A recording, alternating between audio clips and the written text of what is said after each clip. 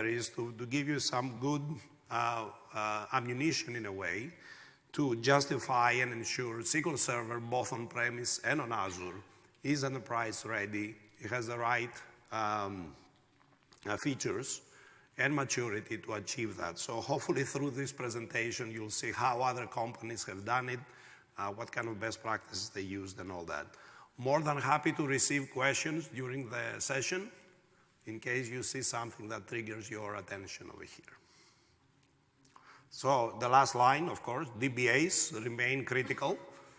Don't think SQL Azure all of a sudden makes DBAs obsolete. Maybe you need to learn some new DMVs, some new telemetry, how you monitor SQL Azure, but DBAs still have a very vital role in Azure as well. So this is some accumulation on premises, what we know today. This presentation is for projects that are on production.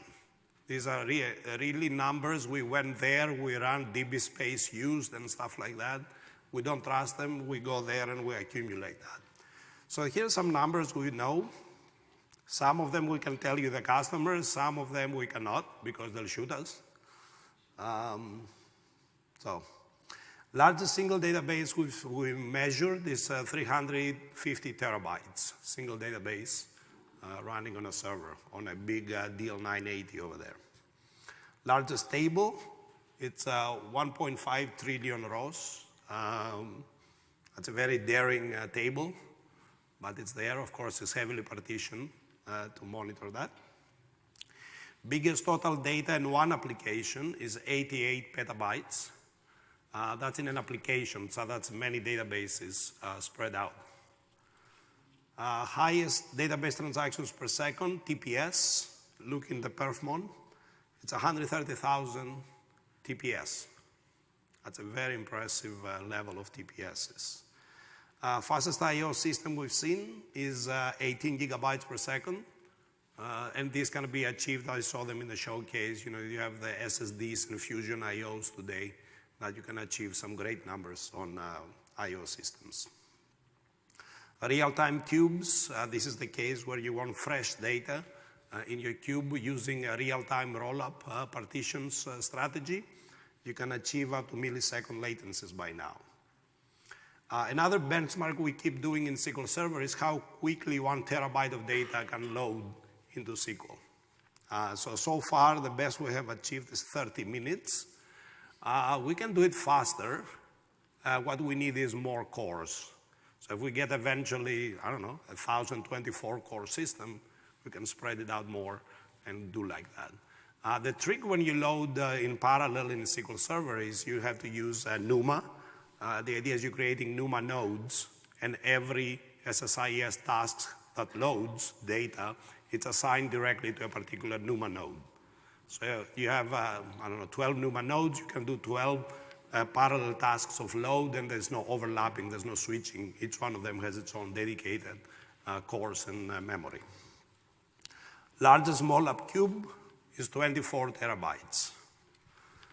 How many of you have used analysis services? Okay, so you can appreciate 24 terabytes of cube, right? Scary? For example, try to reprocess that. That'll take a while. 24 terabytes of cube implies probably a few hundreds of terabytes of relational database as well. This is one of the companies we can talk because we have a public case study by now for them. That's yahoo.com. That's where they bring in all the data and they're creating multidimensional databases. And I think it grows about 1 terabyte a month, this system. So it may be a little bigger by now as they're growing. So this is the biggest numbers we have today in production for SQL Server to give you an idea what the system can do in different measurements.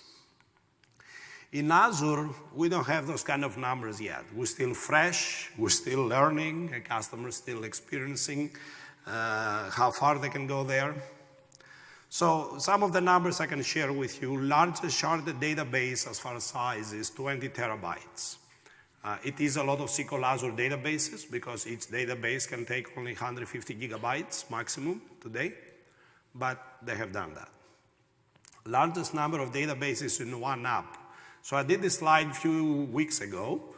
Today this app has actually 22,000 databases across, and their goal is to go by the end of the year to 100,000 databases. So how many of you know SQL Azure enough, the background? Enough? Okay. You know in SQL Azure, every time we create a SQL database, I have to create 3 copies of that. It's a triplicate for high availability, no? So 100,000 databases to me as Microsoft Data Center implies actually 300,000 databases physical, right? And then you heard Scott, or if you haven't heard it, I'll tell you, we have a GeoDR preview, and we're going to release it soon. Kind of always on kind of style in Azure, where a database can be replicated in readable replicas up to 3 data centers across the world, right? So let's say you have 100,000 database here, but it's 300,000, then you replicate it, then you have another 300 there. So the dynamics are very good. Now, having on-premises, though, a data center to support these volumes of databases, it's a massive CapEx for a company. So these companies can do that very effectively in Azure using OpEx. Most concurrent users we have in one app in Azure is 3 million concurrent users. And we'll see why caching on a database world, caching is a very big friend of ours. How to manage properly cache can help you scale that quite well. So let me go a little my talk is, I'm going to first talk for some big customers we faced lately on premises, and then some bigger customers we faced on Azure. So for the on-premise case studies, I'm going to start with 3 data warehouse projects we covered. One is building an 80 terabyte data warehouse. The other one wanted a very fast disk system. And the last one is how to scale out analysis services and reporting services systems. So for the 80 terabyte, okay, by now I should change that because we already have an approval to talk about this project. The large electronics company is the #1 mobile company in the world today. Which one is that? Samsung. So next year we'll see. Okay. That's how far I can talk before the legal steps in. So these guys, they wanted to, this is the electronics, Samsung has many divisions. It's the TV, the mobile, the electronics division, the semiconductor. This division of Samsung we worked with is the semiconductor, and what they do is they have sensors in their production line.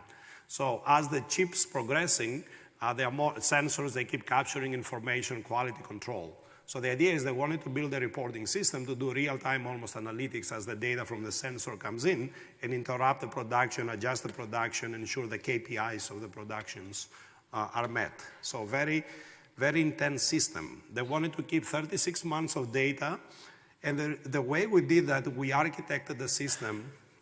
There were 2 approaches, as you know. Do I do one table with 36 partitions, 1 month at a time partition, or I do 36 tables, and I do one at a time.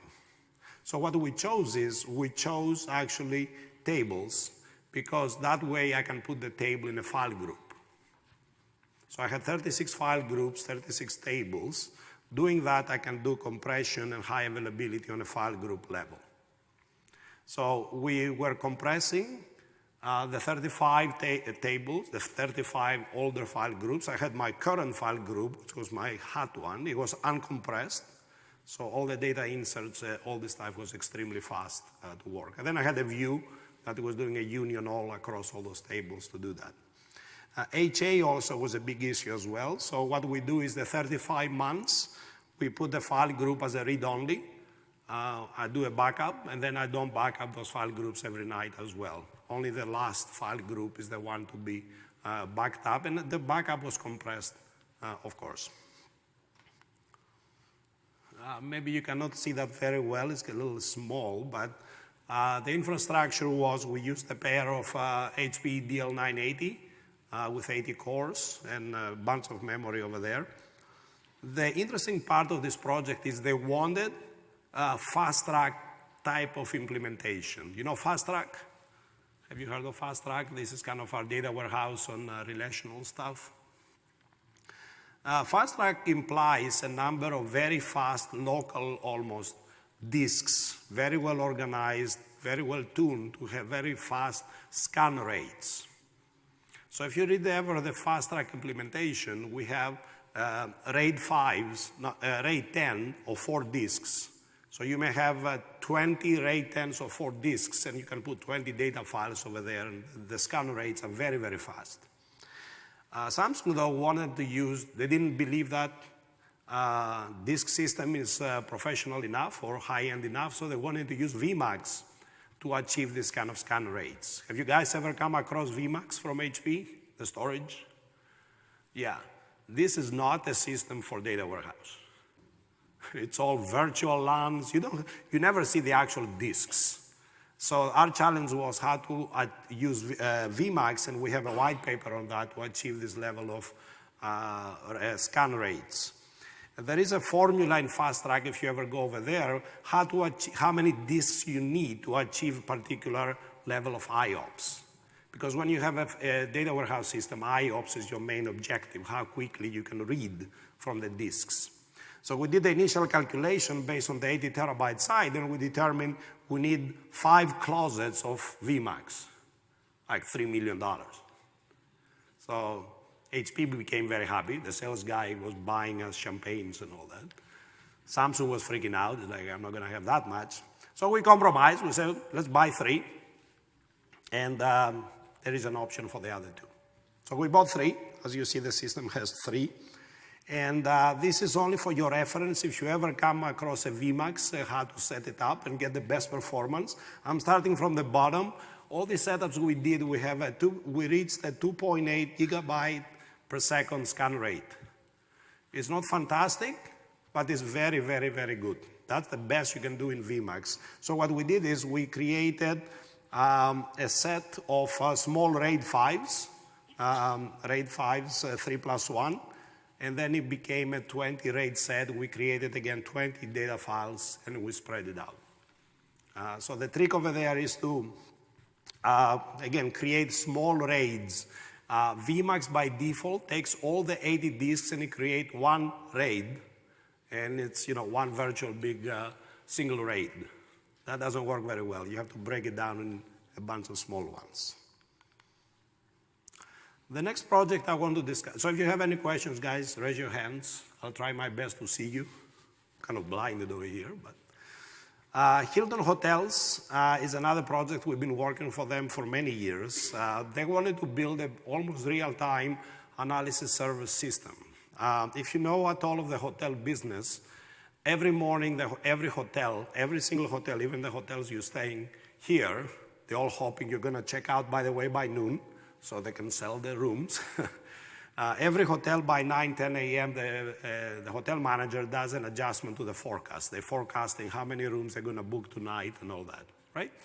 So to do that, they need very much real-time data, how many rooms are available, they're about to vacate it and all that. For Hilton, they wanted to develop a centralized application across the thousands of hotels they have around the world. So it would run out of Atlanta in USA. Everybody would connect that through a private network. And they wanted to be scaled out, of course, because they're adding more and more hotels.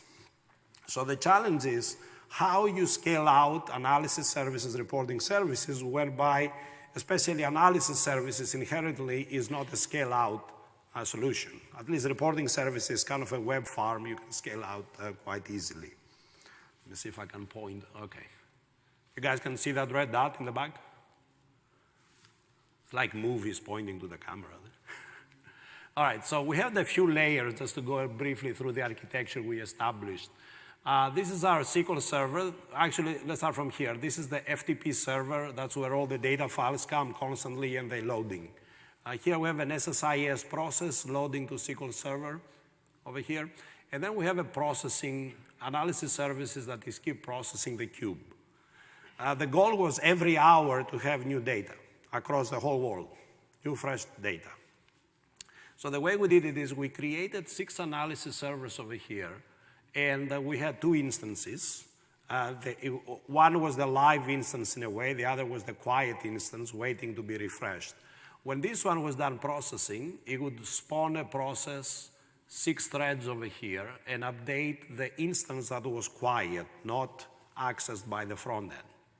When all this was done, and all of them were updated, and we had the new data, then simply from the web tier, we would change the connection string to the second instance, and then we would expect to eventually to drain the first instance, and then they would go to the second. The tricky part over here was to ensure that the page, not on the query level, but on the page level, you would use the same connection string. Because if you have a web page, you may have 5, 10 queries that to compile the page. Be careful, because if I do this swap, some of the screens may have the old data, some may have the new data. That's not going to work. Okay, so on the page level, it has to be the same connection string, not on the query or the applet level. So doing all this stuff, what allows us to do is we can scale on this level. We can add more analysis servers, and then the web server farm, we're able to attach on that. Reporting services was another farm we had separate from the front end. So we had the clients would use the reporting server as an engine to generate PDFs, HTML kind of files separate. So we even allocated 2 analysis servers just to support the report generation. If you ever run reporting server against analysis server cubes, you may notice the resource need is very high. I don't know if you know, we cannot scale too high. Okay, that's a problem. So the best we could do with Hilton, so you know, it was 40 to 50 concurrent users per reporting server running analysis server. So that was also a KPI for us on how many servers I needed here. Do I need 4, 5, 6? So our monitoring was if I reach about 40 concurrent users, I was preparing to add another node in my farm. That's my auto-scaling story here. So this system has been running, and in purpose I haven't changed it since August 2005, so it's been 8 years. They are in SQL 2012 by now, but this is what has been working fine. I was taking a crack with Jupyter because Jupyter was Conrad in the past, if you remember. A few years ago was Conrad, Jupyter, whatever. So they were using that system. So the trick in the hotels, by the way, is if you want to get the best rate in the hotel, call the hotel directly around 3, 4 p.m. That's where the branch managers are panicking. They have too many open rooms. You know, the night is coming. You know, hotel is running on a fixed cost. Doesn't matter if they sell 1 room, 1,000 rooms. They have to turn on the lights. They have to turn on the water, you know. So anyhow, don't tell them I told you that. But that's how Expedia makes money and all those guys. They're scooping up the inventories every afternoon. All right. So this is another system. Can we talk about it? Yes, we can by now. Okay. So this is an internal Microsoft system. It's our commerce platform. That's where you pay for your Xbox, for Azure. We try to centralize all of our internal commerce and payment facilities in one platform. So of course, there's no dime allowed. I mean, no, billing system allows downtime. So the system we compiled at the end, it was supposed to support 13 payment methods, 42 currencies, 65 localized markets, and we had a budget for 5 DBAs. So we got 5 brave souls. Yeah? They still regret it, I think. So we show them the numbers we had. So we have 220 SQL database servers, no VMs, physical servers running. Yeah, that's the topology. 736 databases, excluding mirrors and secondaries, 121 terabytes. I'm bolding the big one, 12 terabyte monthly growth of that system. Then they put mirrors, log shippings, and all this stuff. The point over here is how 5 DBAs can manage a complex and ever-growing environment like that. If you were you and you apply and you get hired for here, what kind of tools you would like to use to monitor that, to manage that? Any suggestions? Who said that? System Center. So these guys, they took SCOM and they customized the heck out of it. So they did some impressive stuff. You don't have to read it very closely, but they started with SCOM. They did a lot of scripting and development around SCOM, how to develop that. They live and die. Same thing with the Azure data centers, by the way. It's all scripted. It's all alert-based. They're scripting and they reacting on that. There's no way anymore to connect to every database, every server, and monitor it by running select from the DMVs and all that and see where you are. So the theme over here is you could have a very complex and expanding environment. SCOM is a very good friend of yours. We do have also packs, Azure packs, or whatever we call it for SCOM, to monitor Azure as well within SCOM. So if you have on-premise databases and on Azure, you can kind of combine the monitoring of both and see how you stand. This is the last one I want to talk for OLTP. The interesting part over here is as far as the replication, 10,000 concurrent users is also a good number to talk about, but by now we're getting a little, okay, that's not extremely big. As far as the replication, so what these guys decided to do, well, the color is not very nice, I think. They had the traditional load balancer for the web application and then the database server at the bottom. And that's where they scale out. They can add more web farm servers. And then they had the replication to manage as far as reporting and everything. So they were using SUN replication instead of the database replication. The nice thing with the SUN replication, EMC and HP support that natively, I mean, they're supporting it on the SUN level. It's, they replicate the whole SUN. All the disks is a true copy. It's kind of a continuous business volume, they call it.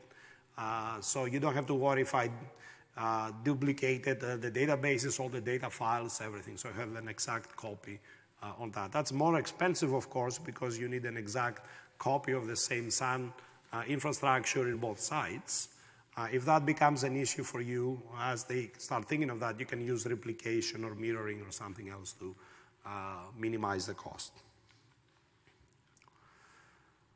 BigWin, bigwin.com. Have you guys heard of that company? You watch Spanish soccer? Okay, so if you've ever seen Real Madrid, that's what they advertise over here, BigWin. So to put your name on a Real Madrid shirt, you know how much that costs? $120 million a year. So they need to recover that somehow. Yeah, the ticket is going up because Real Madrid, if you follow them, they are ridiculous. Every year they win the championship.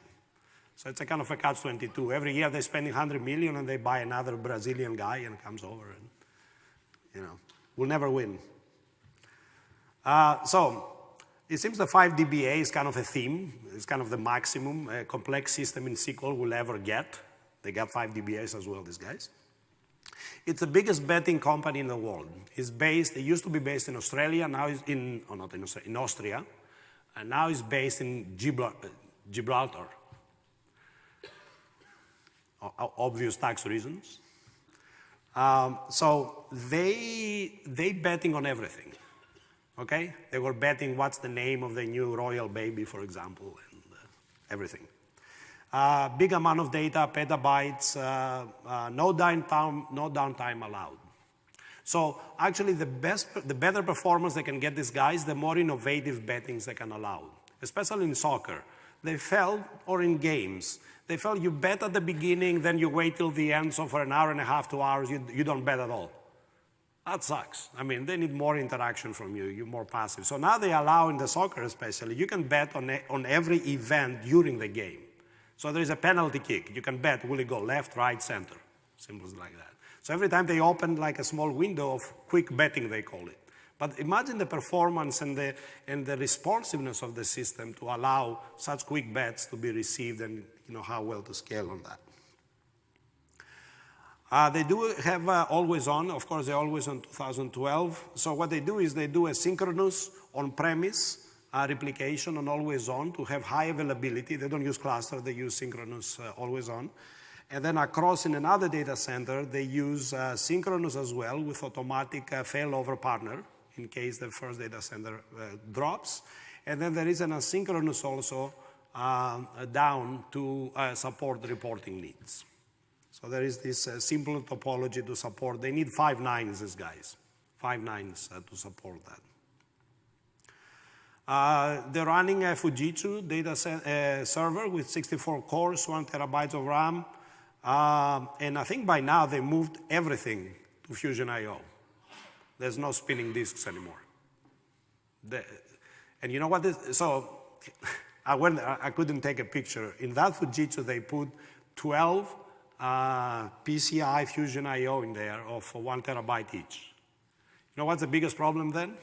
Okay, you have plenty of space now. Yes, there's no sun. It's all one big box with these things. You know what's the big problem? Heat. You know how hot is this thing? Flaming hot. So they have to put like 3 air cons right on top of it to suck the heat out.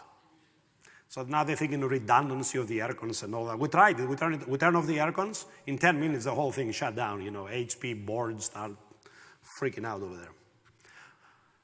Because the biggest problem they had as a high-end system, after they fixed everything, blah, blah, blah, it was the transaction log latency. That was the end. So before they had the Fusion IO, they got an array of 400 disks, single array, and they put transaction log there. So, okay, it went from 3 milliseconds to 1 millisecond latency. There is still a latency. This is the guys that are reaching 100,000 transactions per second system. So even 1 millisecond in the log, that's a big deal for them. Yeah? So Fusion IO has become the lifesaver for their end. We have some, my team also, we do white papers as well. So one of the papers we did is how to back up when we were working with them, 2 terabytes per hour over the network. And then the last one is reporting time. They use that asynchronous replica to introduce better times. So overall, how do we see projects scaling on premises, either scale up or scale out? Scale up, table partitioning is your biggest friend. NUMA, pretty much now every server has NUMA, is the non-uniform memory address, something like that. And SQL 2008, R2, and later, they're fully aware of NUMA. When you see the processors, they are grouped by NUMA node by now. So sometimes you want to have some tasks manually mapped to a NUMA node to get better concurrency across the systems. As far as scale out, table partition as well, actually mostly partition use. SODA, that's the service-oriented data architecture, where you break down your services across multiple databases, and then data-dependent routing. So let me go a little more details in those. Scaling up.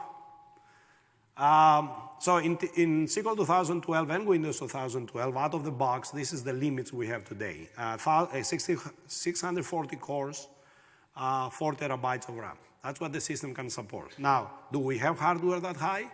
Not yet. Okay, I don't think you can go out there and buy 6040 cores, or even you want to buy 6040 cores. So in Big Window, they took a server from Silicon Graphics with 256 cores. And that's how it looks like. So we have some scalability issues on the task manager, apparently. You cannot see very good enough each CPU, each core, but see on the left and you can appreciate it. All the cores running about 80, 90%. So to put this load, my team will have to spend like 3 weeks to build a nice script to push the stuff, because each of those cores has some ridiculous caching, you know, L1, L2, L3 cache. I mean, some crazy megabytes of cache. We could not push it. Everything was cached after a while. So anyhow, this is just a nice screen to show you. When you're scaling out pretty much to manage all these 80 terabytes, multiple of terabytes, I don't think it's nothing extremely new to you, but something to appreciate. Scaling out and breaking the big one in small manageable pieces. That's where it comes down. How are you breaking it down? So there are a few techniques that we know. One is table partition that has been around for a long time. By now we support, is it 15,000? I think in SQL 14 we'll support up to 15,000 partitions per table that you can spread out. So partitioning is a great thing to use. So the more you use it, you can scale out well. You can use local partition views. That's what we used in Samsung. We created multiple tables, and each table can be partitioned as well if you like, and then you create a union all across the view. You can have views across databases. So on the same server, same instance, you can have multiple databases. You may say, why would I need, what kind of scalability will I get with multiple databases? Why don't I put them all in one database? It's still the same instance. Why do you think it's good to have in a high-end system 2 databases? What do you get? Separate files, and the biggest one, separate. Getting close? Transaction log. You get different transactions log. Guys, seriously, in the big systems, eventually, transaction log will be your enemy. That's the biggest enemy you need to worry about. Then will be your TempTB, of course, and all that. That's where SQL 14 attends some sessions in memory databases. Hackathon, if you ever heard of that. That's a cool stuff. PDW, I'm not going to talk much about it, just so you know, for scale out story, that is our parallel data warehouse offering. That's where all the data can spread across a number of nodes, and we take care of the distribution and the collection of the data. So if you have multi-terabytes of data warehouse system, something to look for. Now, don't ask me if that can be a read-write appliance, because I won't tell you yet. SODA, that's the last one. This is more from the architecture perspective, where we have customers spreading in multiple databases the main components of their application, like billing, login, things like that. You can create multiple databases. So when I talk in Azure, we have a company that they created 400 databases to spread their services across that. So if your application is already very service-oriented, it has the concept of main services, each service is better to have its own database as well to scale up. So Azure. A couple of years ago, Azure came. Actually, Azure came to the SQL team. We were part of the SQL team and says, you know, we need to put SQL Server in a platform as a service story. So today, you're getting 2 DVDs to install SQL. And imagine somebody tell you, plug it in a very well-efficient platform as a service, few megabytes kind of setup. So we went through some withdrawal symptoms over there. It's like, don't take my CLR away or this and that. So we have to build a very lean and mean OLTP engine for Azure. And that's what we did. You may have seen some of our comments that they're not separate code branches. It's the same code base for on-premise or for Azure. What we do in Azure, every 3 months we have a new release. Every 3 months, I repeat that. You developers, you can appreciate what it means, not only release, you have to develop, test, UAT, ship. 3 months.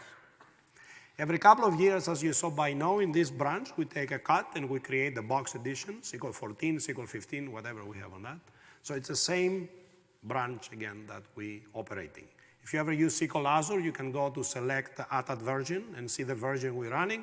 And I bet you in a few weeks, few months, you'll see new versions popping up over there. In fact, SQL 14 and 12 was introduced in Azure much first before we shipped it to you guys. So scale out is a big conversation here because we only go up to 150 gigabytes, and we'll talk some of these elements. And performance. Performance, there is a shared pool that Windows Azure is, that in SQL Azure, you sharing is like the traditional consolidated mode. We have 200 databases per node, so you are in a consolidated environment. You share the TempTB, you share other things over there. So we have to manage the resources that each database can use so they don't affect everybody else. Like if your database started doing select star and Cartesian joins and all this fun part, you say where statement. I don't need a where statement. I'll put everything in a cursor. Then I curse over. Yeah, you're going to bury the system like that, right? So we do have the concepts of throttling eventually, how much you can use in a system. And the last one is what we recently introduced is called resource reservation. How about if your system does need more dedicated resources, like a resource governance style? So we introduced recently a resource reservation concept on SQL Azure where you can allocate and buy 1, 2, 4, or up to 8 cores per database. So you have 10 databases, for example, in SQL Azure, and 2 databases are very critical. You cannot afford to not have the right resources. You can go to upgrade, in a way, your SQL Azure database, not service, not server, database, and say, I want 2 cores or 1 core dedicated to my database. And it's not only cores, you get allocation on IOPS and a network bandwidth and memory as well, right? So we'll talk for that in a while. So sharding, and Scott mentioned that, sharding for very big systems in Azure is a very normal way to think from the beginning.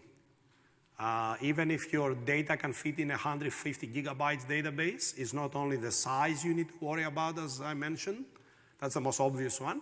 It's also the CPU, IOPS, and the other bigger one, number of concurrent connections.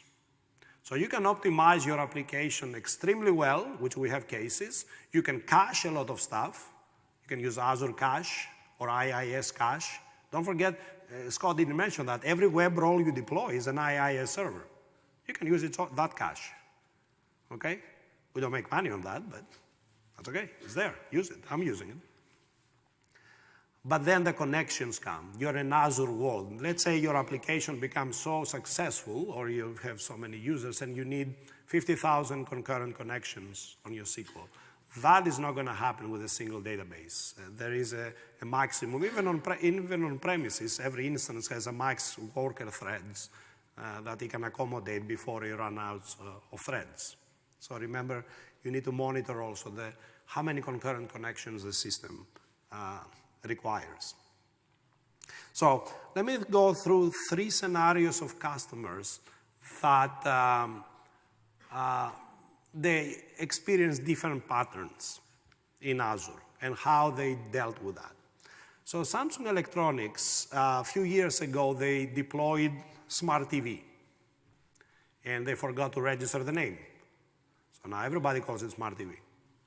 LG, Sony. Did you notice? Everybody calls it Smart TV. But Samsung did that first, then the guy that was supposed to register that forgot to do that. So there you are. Everybody calls it Smart TV now. So their scenario was, 2 years ago now, how do I manage all these Smart TVs across the world that they need firmware updates, they need App Store, they need all this management. So the traditional way was, okay, in every region, in every country, I'm going to create a small data center where the TVs will connect and manage that. Then Azure came up in the cloud, and they said, wow, this is a great scenario. We can create on the cloud all this management for those TVs and deal with that. Very small letters, I appreciate it. Sorry for that. So smart TVs require more frequent updates that you know, especially on the firmware level. There are a lot of firmware updates. Have you noticed smart TVs, if you have, there is an announcement, firmware updates, and the apps. The apps themselves, like in Windows 8 as well, you see the store every day, update. You know, you have to update your apps. So there is a lot of traffic going on there. Samsung Smart TV became very successful. They didn't expect this level of numbers. So last time I checked with them, they have 20 million TVs live, and they're counting. So when you buy a TV, there are 2 major events happening. You bring it home, and you're very excited. You open the box, you plug it in. That's one event, register. So your TV registers. Then, pretty much immediately, it may go and update your firmware. Like when you buy a laptop, you should do a Windows update in a way. That's what it does. So these are 2 major events. So what we had to do is we had to support, the KPI was 5,000 concurrent web requests across the application. We felt with that we'll have a good balance between how much I need to invest in Azure and the customers I have. So some of the optimizations we did coming from on-premises, so picture this is an application already developed on-premises, so they've taken it and they put it in Azure. So maybe you get some ideas from that in your corporations or your companies if you plan to migrate some stuff. So these guys, they were using .NET and Oracle. And they were using iBatis. Has anybody heard of iBatis before? Good, me neither. So iBatis is kind of an object-oriented library in .NET, where kind of a link style that it's abstract from the actual database layer. So you just change the provider of iBatis, you go from Oracle to SQL to DB2, you don't have to change your application at all. Pretty cool. But very generic, though. It's not going to do very good PL/SQL or T-SQL queries. So we dropped iBatis. We went to .NET to access SQL using stored procedures. Very big improvement in performance. We used IIS cache for lookup data. So before we were doing, select this, select that. I mean, the same selects again and again and again. So we cached it. That improved a lot over there as well. The third one, every TV that logs in every day, when you turn on your TV, there is an insert. John connected today, 3 p.m., bam, insert. So you have 20 million TVs potentially keep doing those little inserts, no? It would take about half a core average a day to support that little inserts. Now, say half a core is not a lot, but in an Azure world, in a shared world, half a core is a lot, if you can save it. So the point is here, we took those sequential inserts, we put it in a table, we used storage, we created a stable storage, and we saved that half core. And the performance overall went better, cheaper, very good stuff. So my point over here is if you have some elements that they are continuous inserts, think of table storage as well. So Azure is not only SQL Azure, we have table storage as well. That can be very good. The last one is the next one is we moved from 20 large web roles to 10 extra large. So cost-wise is the same because we're charging per core. So both of them, they are 10 times 8 or 20 times 4. They're 80 cores at the end you get charged. But every size of the web role as you go up gets double the bandwidth on your network. So sometimes we don't really advertise that. We show only cores, memory, IOPS per VM size. There is bandwidth limit as well.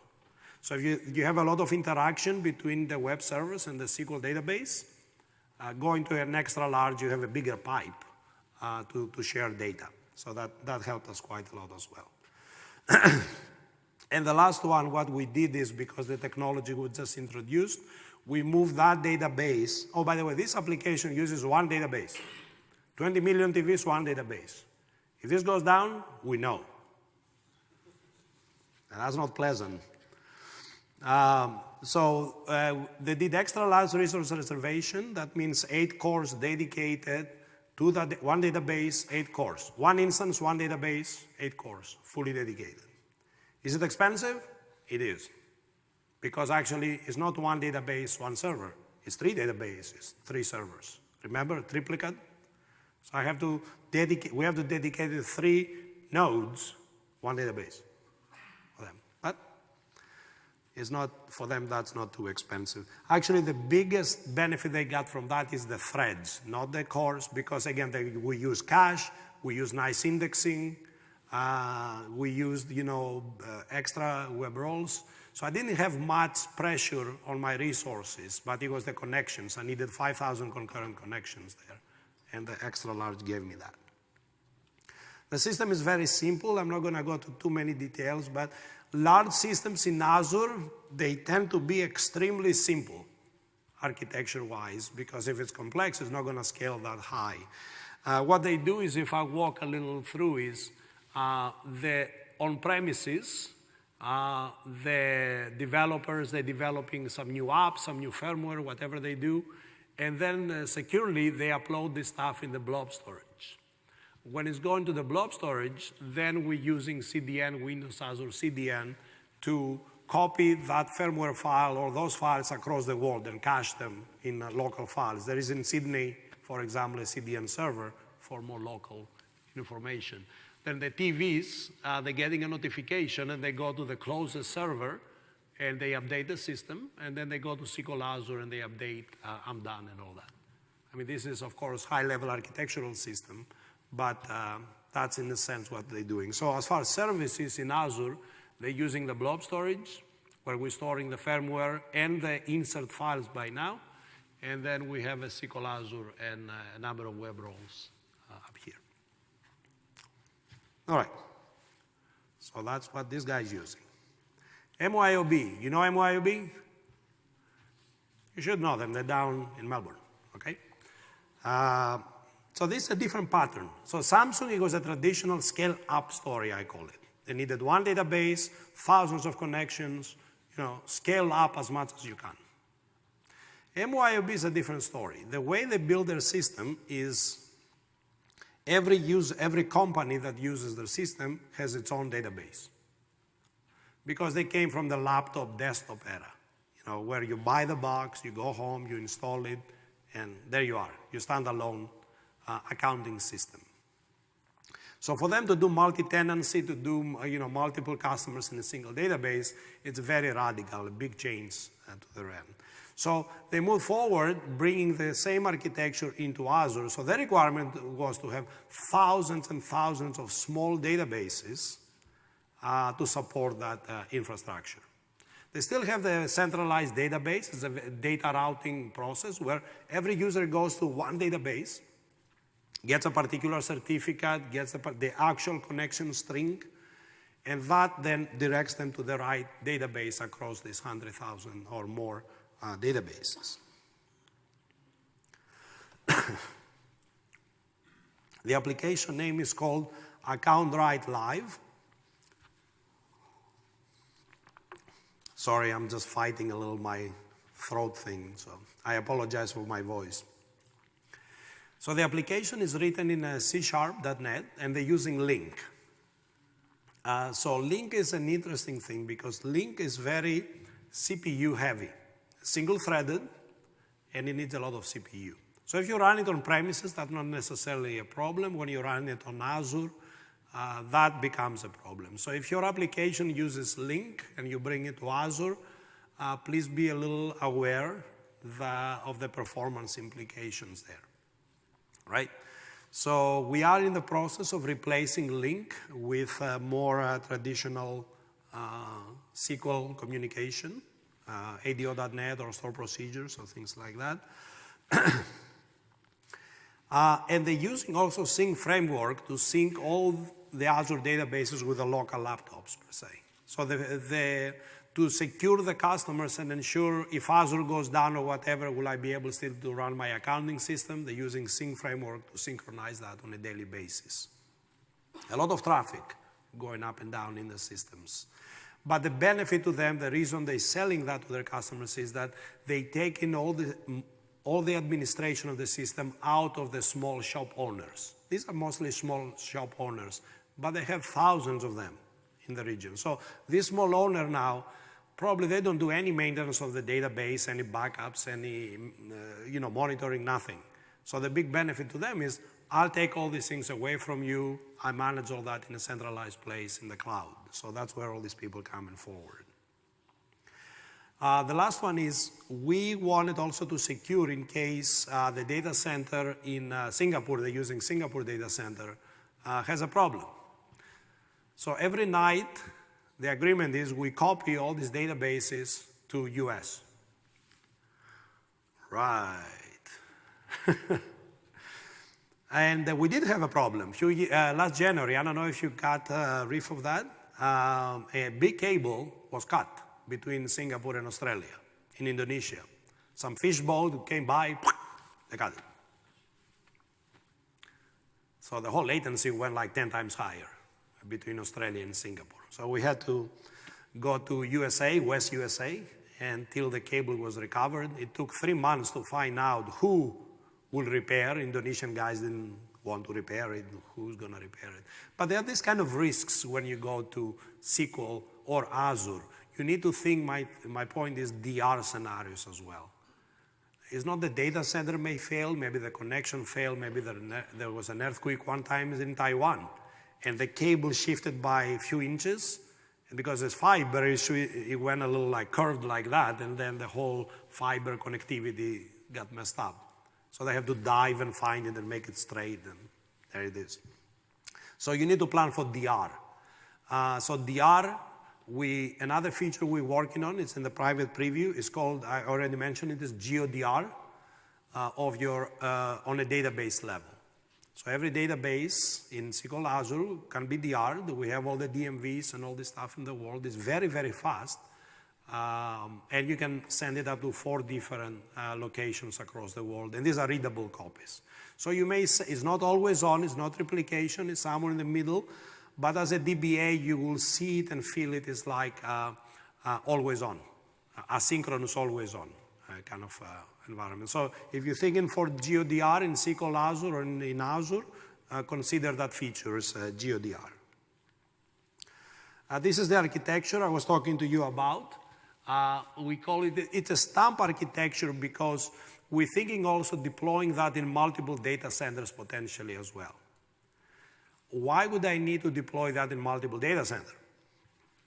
Well, how about if my data center runs out of space and they need to install another 50,000 databases, for example?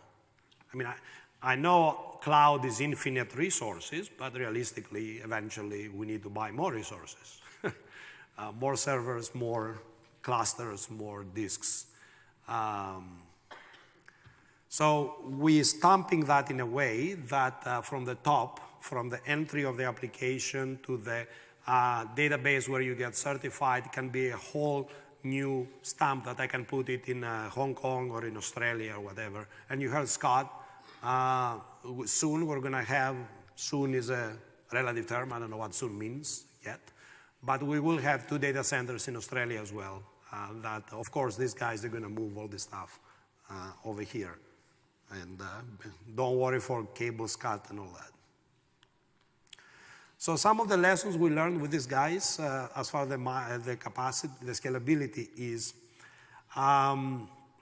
they did gain a lot of benefits because to support these thousands of databases in a shared pool, it was very, very effective as far as cost. Because SQL database, as Scott said yesterday, is charged per month per actual data usage. So you can create a database 1 gigabyte, but you use only 10 megabytes. That's how you charge on a monthly basis. So it's a very economical solution to have. They're using Sync framework, as I said, programmatically to synchronize on premises to Azure, both sides. So that's another kind of hybrid solution you have available to maintain the systems in place. And as well themselves, they had 2 key databases. This is the databases every users connect to go to their database. So we secure those using resource reservation. But because the resources are so small, we used only 1 core resource reservation. We have a new DMV in SQL Azure. We just released it. It's called sys.resource_stats. I should put it in my slide, I hope. This is a very exciting DMV because it shows historically that database how many IOPS cores, active threads it had.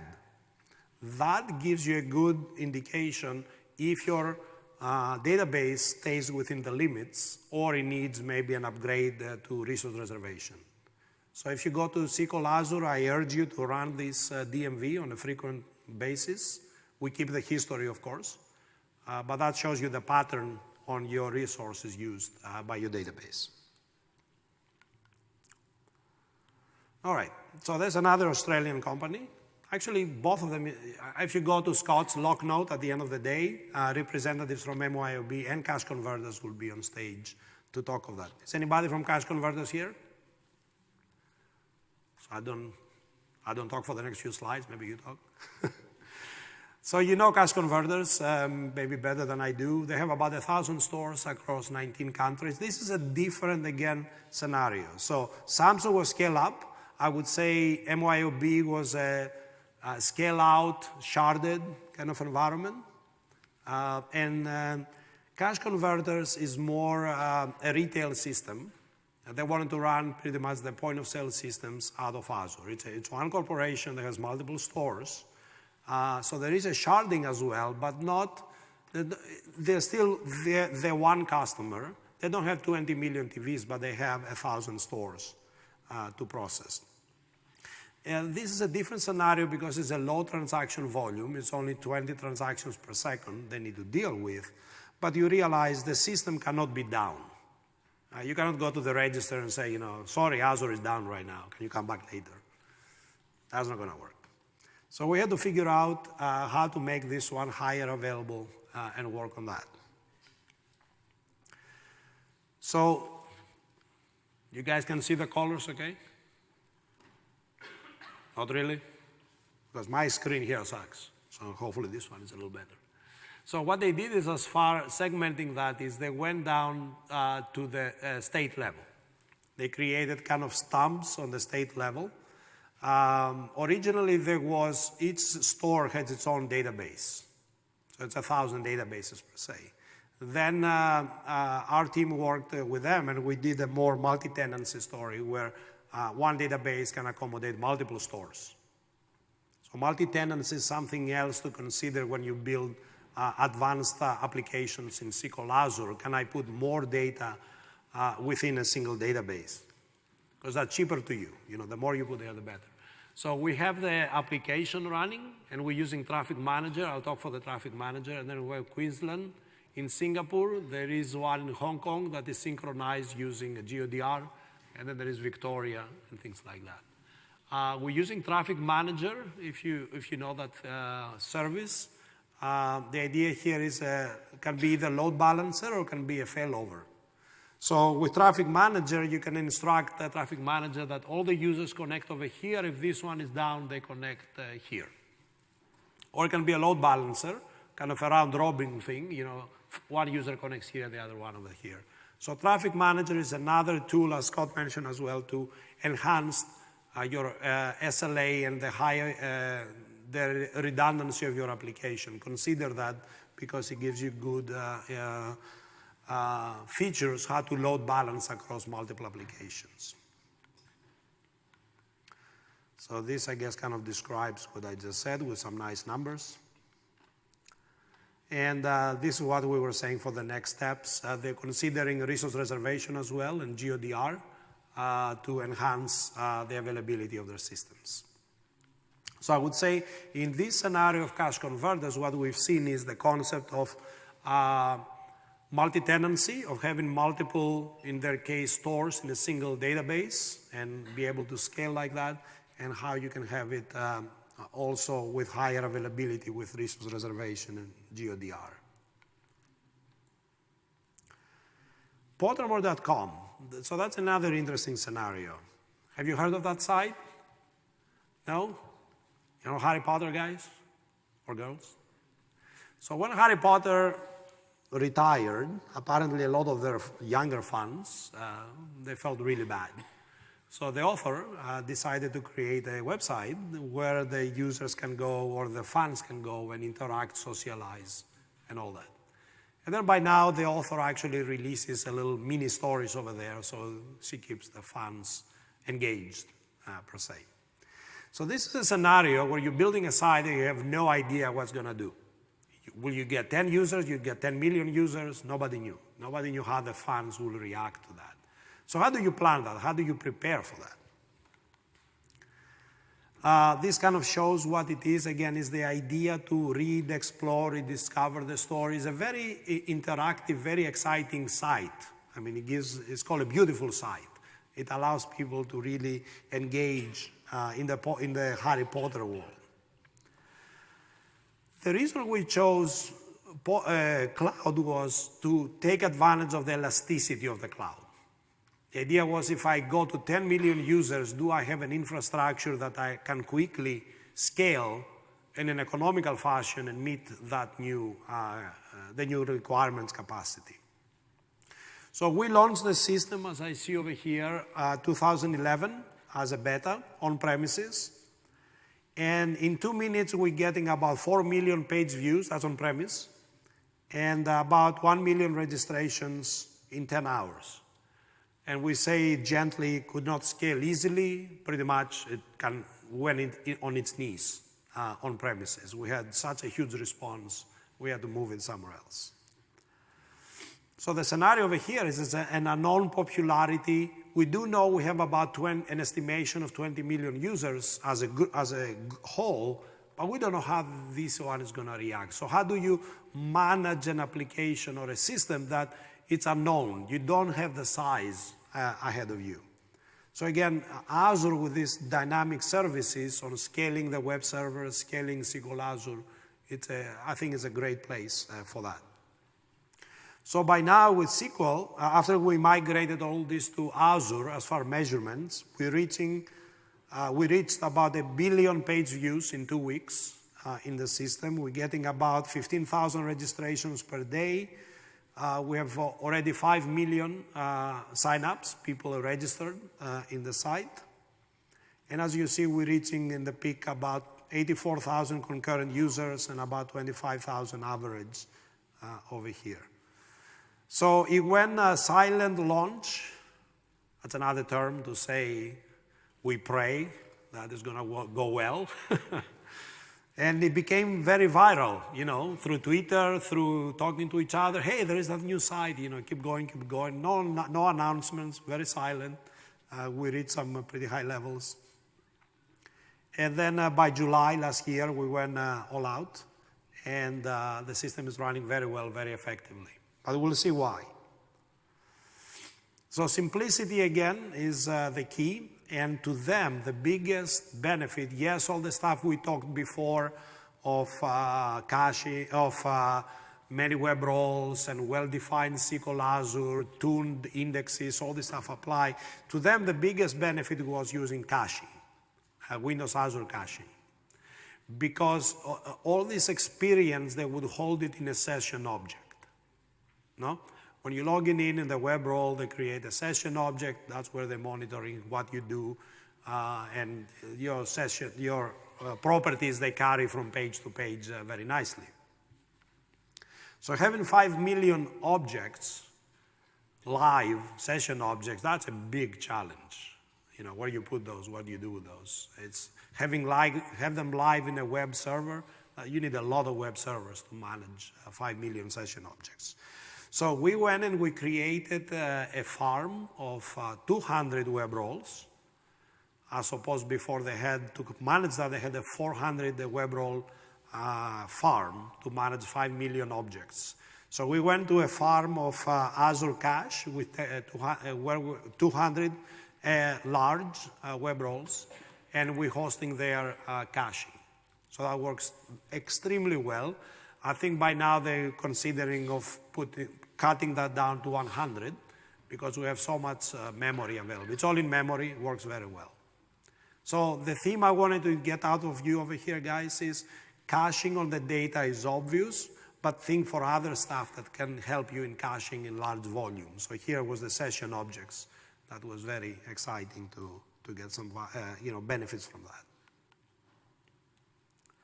So some of the lessons learned in Pottermore, as I said, we experience with Azure scalability and high availability and all that. The last one is, which can be a whole session on its own, is we added a lot of telemetry inside. This is what you must do when you have exactly this type of application, when you do not know when and how much is going to scale. Like 2 a.m., start taking off, things like that. So we developed also a whole article. We published it. It's called Cloud Fundamental Services. It's published in MSDN. It's a complete library code that you can put in your project and then take advantage of telemetry and some other common functions. But telemetry is something you need to consider in this type of applications from the very beginning. How do I know? How do I know how much each call takes? It's a store procedure call, it's an application function, a method, whatever. So all this stuff needs to be thought ahead, guys. We can go to more details on that, but I encourage you, go to MSDN, search for Cloud Fundamental Services. We have developed, our team has developed a whole library over there, and many people using it very successfully to do that. So, lessons learned. Azure is a shared environment. Keep remembering that. You are not alone. You don't have your server, your disks, your network. You're sharing, okay? So if you're not a good citizen, Azure Fabric will take care of you, will throttle you, right? And you'll get some nice messages that you exceeded your capacities, you exceeded your allocated resources, and you need to handle that. You need to be a big man or a big girl and say, well, I'm using too much. I need to throttle down my resources or resource needs. And that some people do it even on the web role. I set up my max connection pool to 10, for example, instead of 100. So on the up level, I can throttle how many connections they go down to SQL Server, for example. Just one example. But keep remembering you are in a shared world. You will get throttled. And the point is to capture those messages and manage them. Scale up is limited in SQL Azure. You know, we go up to 150 gigabytes. We're using commodity machines. So you have to consider either sharding, as we said, or consider the new feature of resource reservation for high scale up. Now still, scale up always has a limit. There is a visible limit how high you can go. I would really encourage you to build the infrastructure for sharding. Even if you have 2 databases, at least you have the N database in mind. So database scale-out is unlimited because the way we're building the infrastructure in Azure. We do have a limit internally, how many databases, physical databases we can accommodate per node, but you don't care for that. As long as your subscription is there and then accommodate more databases, you can create hundreds and thousands of databases in the system. So before I go and start promising mice here and all that, SQL Azure is, I keep calling it SQL Azure. There's no, by now, Microsoft marketing people. I think we're calling it Windows Azure SQL Database. At least I said it, it's recorded, that's the official name. I'm keep calling it SQL Azure because that's how it started. We're investing a lot on that as well. I mean, we came from the SQL team as well again, but we see it as a journey. So the size, for example, you may say, why 150 gigabytes is not enough? Can you create 1 terabyte, 2 terabytes? That's not the solution we believe, because you'll never have enough size in a database. No? Sharding, I think, is the key, and that's why we give you also some tools with SCOM, with resource reservation, with GeoDR even, and new DMVs, how to manage a collection of databases as a single unit potentially. We plan to introduce also some new generation VMs themselves because hardware changes. We're planning to go to some new exciting technologies on the physical tier to have more cores, faster CPU to disk, even maybe faster disks as well. So in the next few months, you'll see some announcement of us for some new exciting VMs coming as well. What else can I say about SQL Azure? But as far on the premises, and we have a session this afternoon with Emil. Emil is one of my teammates. We're discussing this afternoon another approach on the SQL, running SQL Server on an IIS VM. So we have that other option. If you need more fidelity to the on-premise SQL Server, like compression or always on or other features that is more feature complete per se, you can always use the VM. IIS VM and get this kind of benefits as well. Or you can use a combination of those two because the PaaS, of course, you don't need licensing, you don't need administration. When VM has this kind of drawbacks, you need to bring your license and you need, of course, to administer and patch and do all this stuff with the system. Yeah. So I guess that's all I have for my time. I'm giving you 2 minutes. You lost maybe some minutes in this week over here already. Before I release you, are there any questions? I know when I stop, 5 people will come here. That's okay, though. Thanks for your time. I hope you found some good hints on that. I appreciate it.